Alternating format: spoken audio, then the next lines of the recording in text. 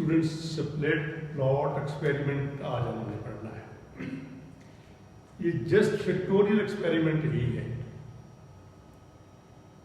मतलब factorial experiment. इसमें factorial और स्प्लिट में थोड़ा सा फर्क है। स्प्लिट में हम ऐसे करते हैं, फॉर एग्जाम्पल कोई हमारे पास एक फैक्टर है जिसके दो लेवल है, मतलब V1 है, V एक फैक्टर है जिसके दो लेवल है, V1 V2 ऐसे।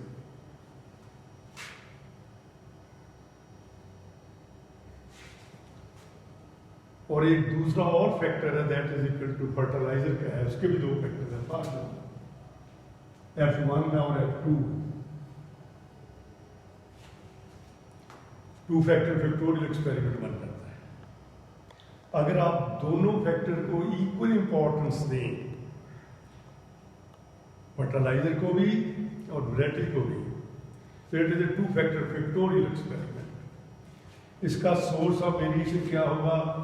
Due to A, due to B, due to A B, due to error.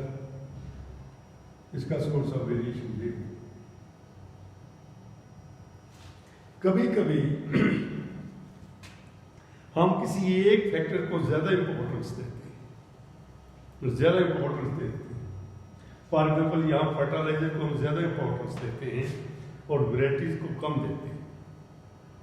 तो हम क्या करते हैं कि एक पूरे प्लॉट पर फील्ड एक्सपेरिमेंट में, फॉर एग्जाम्पल पूरे प्लॉट पर हम V1 लगा लेते हैं, एक वैरायटी है V1 सारी लगा लेते हैं, और दूसरे प्लॉट पर हम V2 लगा।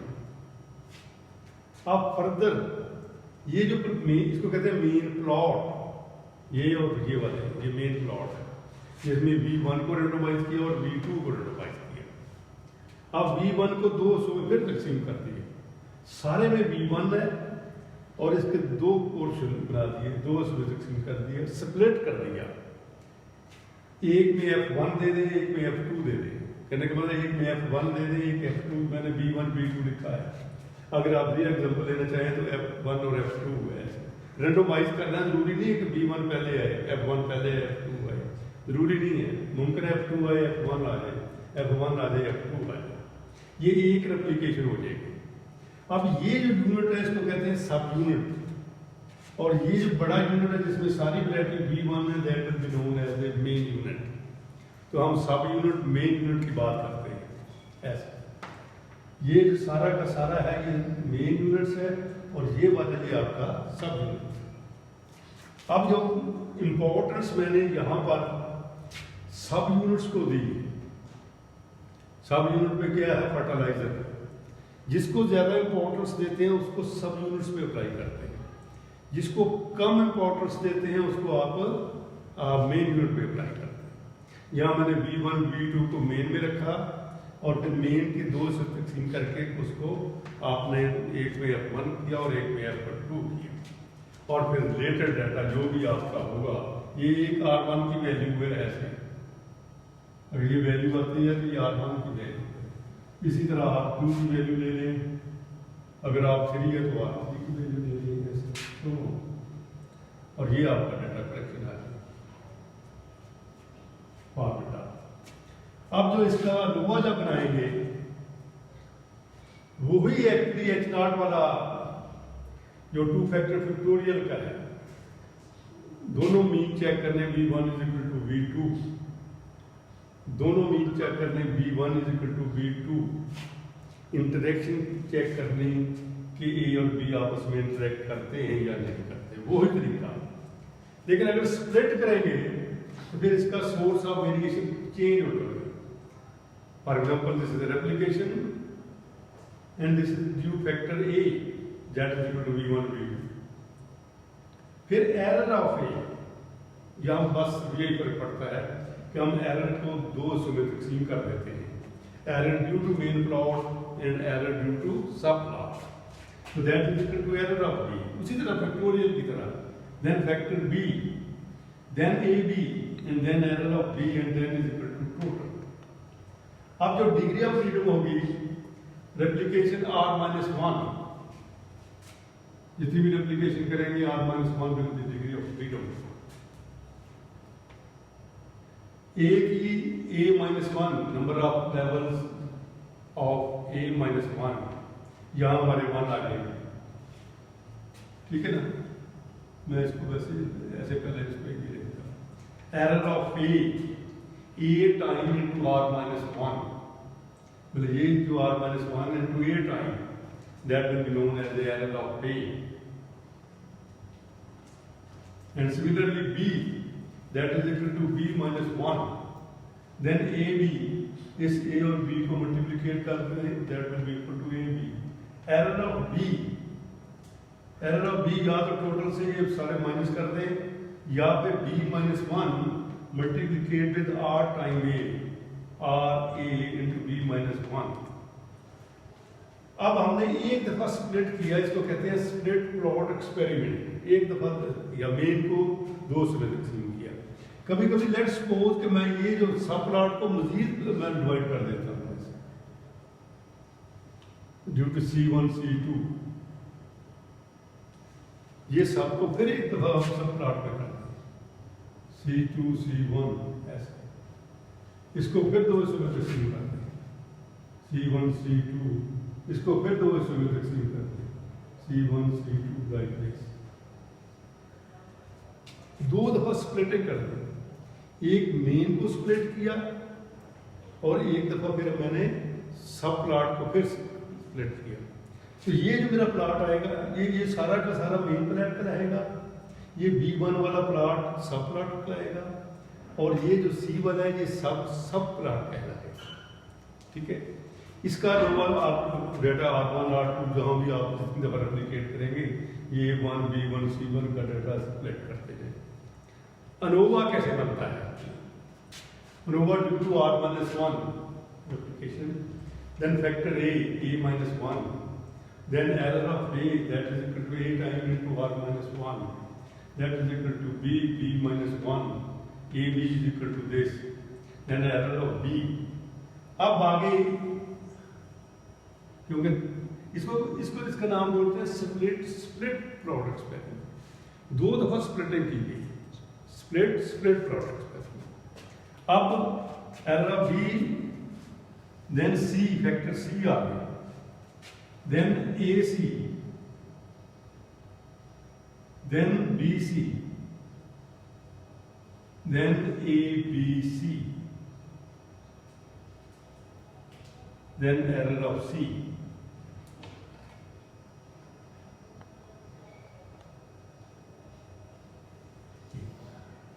इसका नंबर ये बनेगा। अब degree of freedom error of B तक हम पहुंच गए थे। C-1, AC A-1 into C-1, BC B-1 into C-1, ABC A-1 into B-1 into C-1, then ABC, that is equal to R-1 time, that is equal to A into B, and that is equal to total will be equal to R A B C minus 1।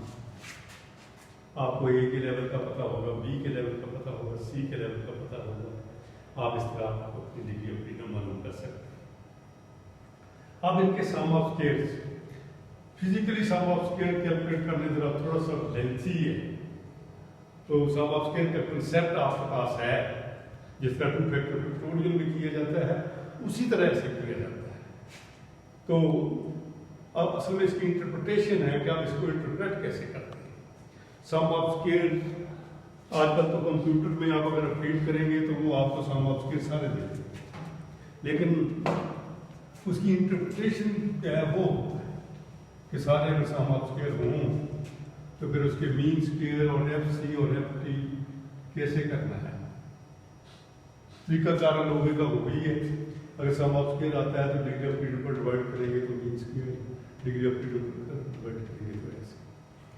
मैंने एक चीज आपको बताई थी, student के error के अलावा जितनी भी चीजें हैं एरर के अलावा ये इतने एच नॉट बनेंगे, ये हम टेस्ट कर सकते हैं।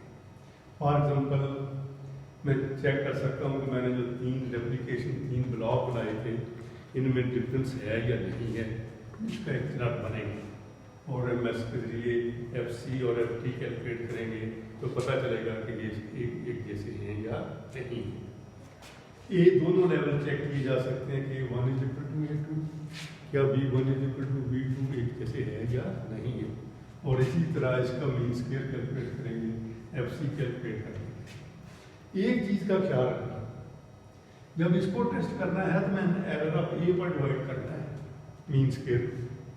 एक्सपेक्टेड भी है ना, MS mean square sum of square plus mean square, तो मैंने किसके करना है sum of square divided by degree of freedom. तो ये एस स्क्वायर मेरा क्या आ जाएगा, रेप्लिकेशन। तो जब आप इसकी टेस्टिंग करेंगे ये वेरिएंस आ जाएगा ना, डिवाइडेड बाय एस स्क्वायर ही आ जाएगा, एफसी जिसको आप कहते हैं। अब ये दोनों इसके जरूर चेक होने हैं। इसका H nought S square over divided by S square over E होता है, वो एस स्क्वायर जो ई होगा जब इसको टेस्ट करेंगे तो इस पर डिवाइड करेंगे, जब इसको भी टेस्ट करेंगे फिर इस पर डिवाइड करेंगे। हाँ, बी ए बी और E B error of B, ये दोनों जब टेस्ट करेंगे बी और ए बी को, ये एरर ऑफ बी पर डिवाइड करेंगे। और सी ए सी बी सी ए बी सी जब इसको टेस्ट करेंगे तो ये एरर ऑफ सी पर डिवाइड करेंगे। मतलब ख्याल रखना कि जिस एरर ऑफ ए के ऊपर जितने भी सम ऑफ स्क्वायर होंगे या एच नॉट होंगे वो इस पर डिवाइड करना है। एरर ऑफ बी के ऊपर जितने भी होंगे दैट बी इससे टेस्ट करना है। एरर ऑफ सी के ऊपर जितने भी हैं ये हमने सी के जरिए टेस्ट करना है। और इसी तरह इसके 3 कोएफिशिएंट ऑफ वेरिएशन निकल रहे हैं, क्योंकि एरर 3 है, coefficient of variation main plot का, सब प्लॉट का और सब प्लॉट का, 3 निकल रहे हैं। मोस्ट इंपॉर्टेंट जो है ना वो मैंने सी को याद रखा हुआ है। इसका मतलब कि इसकी जो कोएफिशिएंट ऑफ वेरिएशन एक्सपेक्टेड है कि कम आएगी as compare to sub plot. सब प्लॉट की जो है वो कम आएगी एज मेन प्लॉट। मतलब कि यूं सब प्लॉटें करते हैं उसकी एक्यूरेसी बढ़ती जाती है, एरर कम होता जाता है। तो ये है स्प्रेड प्लॉट एक्सपेरिमेंट कि हम जब कभी कभी इक्वल इम्पोर्टेंस नहीं देते फैक्टर को तो फिर हम उसको इस तरह करते हैं, उसकी एरर को 2-3 हिस्सों में तकसीम कर देते हैं। अगर एक दफ़ा आप स्प्लिट करेंगे तो वो स्प्लिट प्लॉट एक्सपेरिमेंट कहलाएगा। अगर 2 दफ़ा करते हैं तो आप उसको स्प्लिट कर देते हैं, उसको स्प्लिट एक्सपेरिमेंट बोलते हैं। और इसकी इंटरप्रिटेशन करनी है इसके बेस पर। मतलब मुमकिन है कि आपको कभी कभी आप अपना डाटा फीड करें कंप्यूटर में, वो सारा का सारा ये करके बता दे, कैलकुलेट करके सामने आ जाए आपके लो सारा, आपने उसकी इंटरप्रिटेशन करनी है कि फिर ये क्या है। मैंने ये बता दिया है कि कभी कभी हमारे पास मटेरियल कम होता है तो फिर हम एक ही मटेरियल को उसके मुख्तलिफ से कर देते हैं और उस मुख्तलिफ ट्रीटमेंट को रेंडमाइज करें। मतलब यहाँ के इसका sum of square how to calculate ये नहीं हम बताते, इसके यहाँ पर वैसे ट्यूटोरियल में कर लेते हैं, लेकिन एक ही है कि एरर ऑफ ए जो है वो नहीं आपको आता। तो एरर ऑफ ए का मतलब होता है कि मेन प्लॉट, 2 मेन प्लॉट और मेरे पास R1 R2 R3 ऐसे।